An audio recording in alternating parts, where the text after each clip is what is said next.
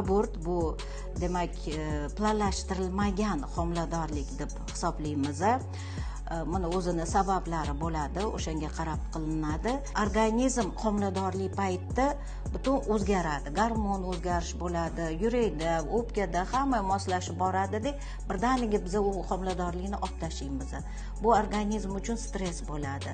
Qin bizada yarim steril zona hisoblanadi, bachadon ichi steril zona hisoblanadi.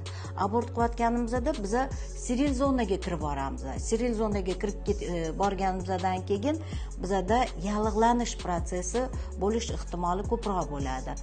O'shaning uchun abortdan keyin birinchidan yallig'lanishga qarshi davolanish kerak va ikkinchisi bu gormon o'zgarish bo'ladi. Gormon o'zgarish bo'lgandan keyin hayz siklini buzilishi ham bo'lishi mumkin.